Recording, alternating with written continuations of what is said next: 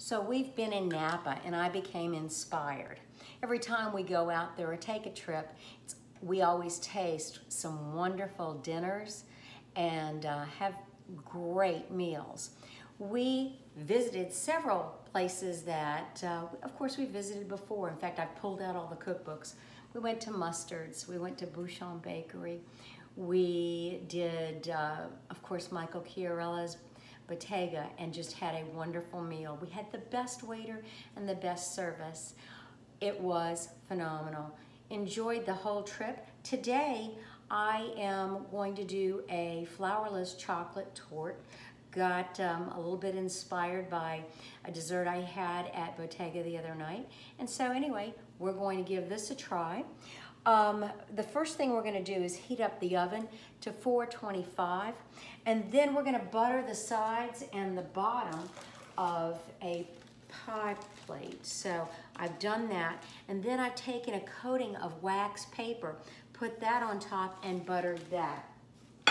Now, since this is flourless, it basically is gluten-free, so those people that have an intolerance to gluten will be able to eat it.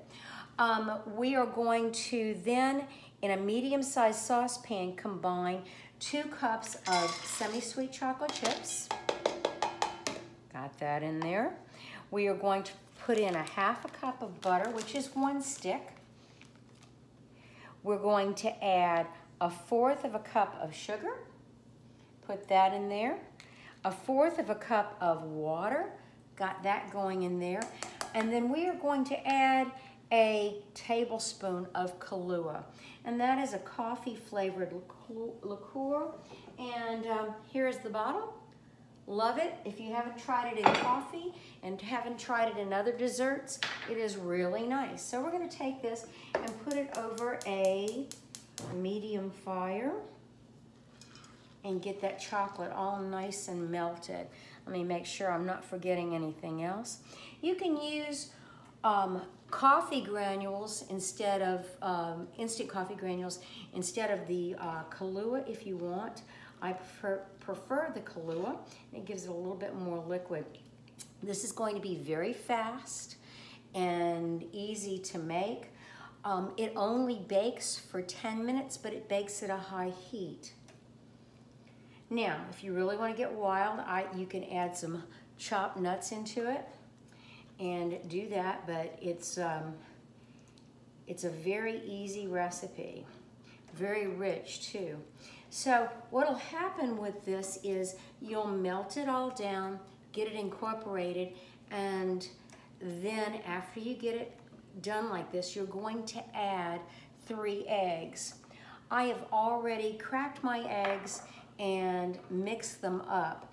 You know, you don't want to throw eggs into very hot liquid like this because we don't want to scramble them.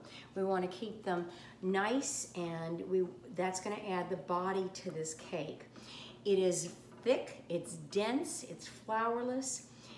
There is nothing better to finish up a beautiful meal than to have this and a scoop of Bluebell or homemade ice cream.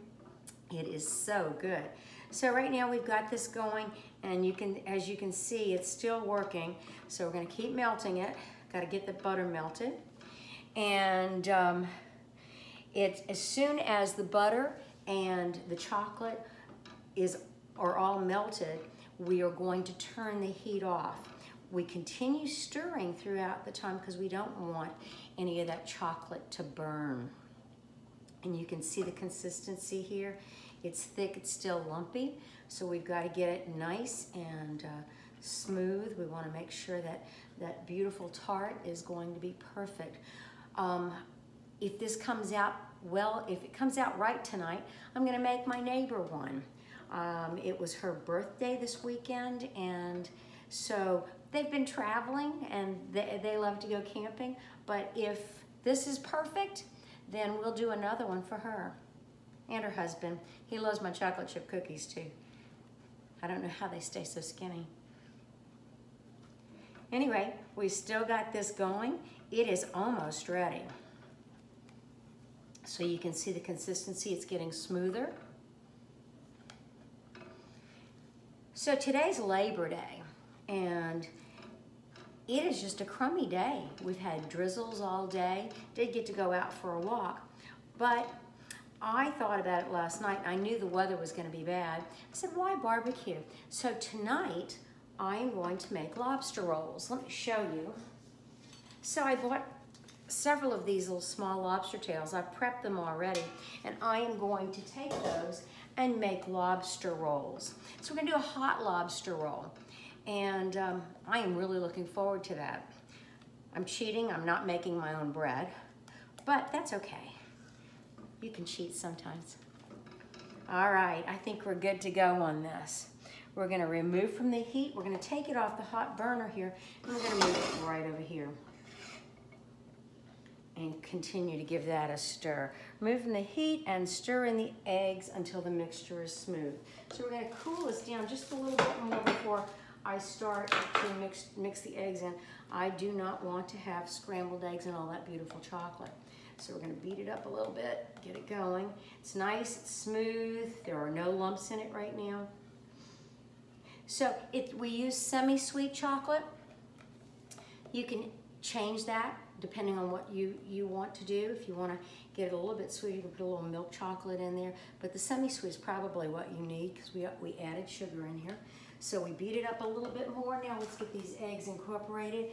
So I'm gonna stir this in a little bit at a time. There we go. There we go. Oh, gotta get that going. Oh yeah, that's pretty. It gets very glossy.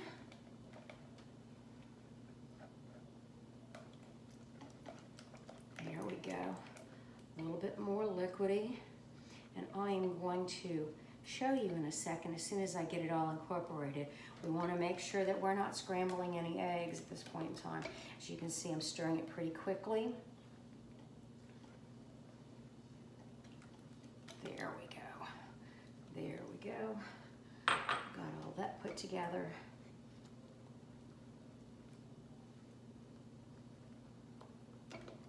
Beautiful, beautiful. Let me grab a towel.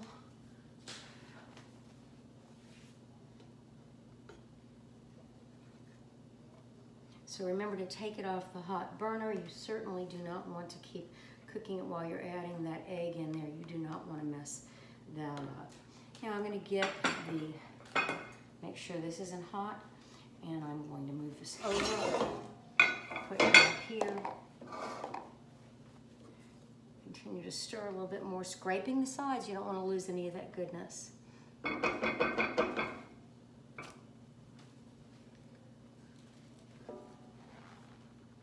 going to pour it right into there.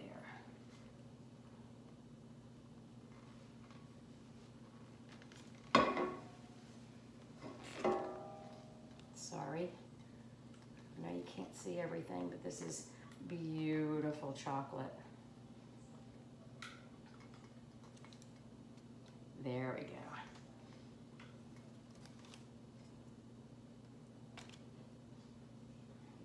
There it is. Perfect. So this is what it's looking like at this point in time. I'm going to show you. I'm going to tap it. Make sure it's evened out and leveled out. So we're going to take it. We're going to put it in a 425 oven that's been preheated for 10 minutes. When we take it out, it's going to still be soft. It's going to feel undercooked, and you do not want an overcooked chocolate flourless cake. So we're going to put it in for 10 minutes, and then we will chill it for 8 to 10 hours. The longer you chill it, the better it is. I would chill it overnight. I would probably not make it in the morning and then serve it that evening. I would probably go ahead and do it overnight. So anyway, we'll show you a picture of it after we're done with it. Have a good day.